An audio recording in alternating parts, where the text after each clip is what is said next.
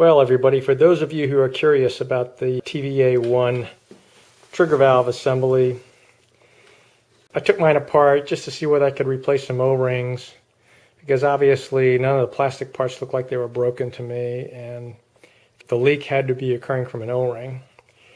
And I didn't see any videos on the internet showing this, so I just thought I'd post this up there for you to see. This is a TVA1 valve completely disassembled. There are these two pins here just simply push out of these two holes with not very much force. Just need a small pin punch or an ice pick, and they push right out. And that allows you to take this part out. I originally thought my leak was around this plunger assembly and these two O-rings. But as I investigated further, when you get this plunger right here out, and as you can see, I've damaged mine, so this is beyond saving at this point. But in trying to get this plunger out to get to the gasket that had failed, this is the gasket that's leaking. And it was located somewhere in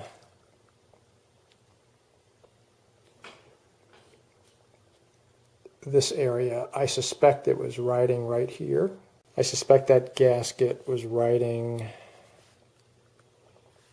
right around in here, or possibly here. It's hard to tell what the thickness was, and I'm going to guess it was here.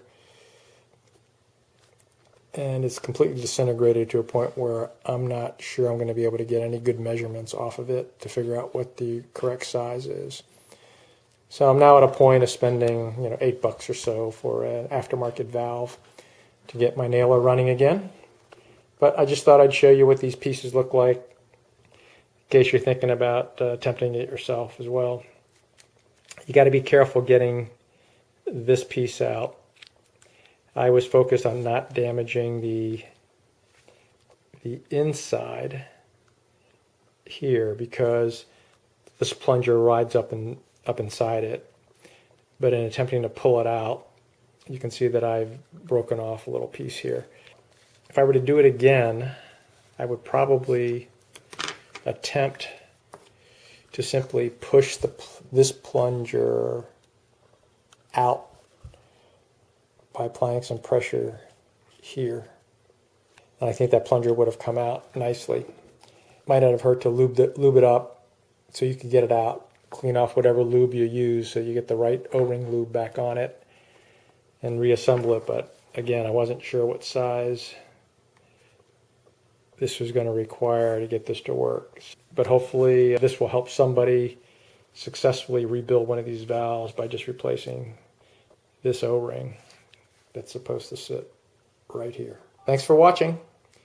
If you found this at all helpful, how about giving me a thumbs up?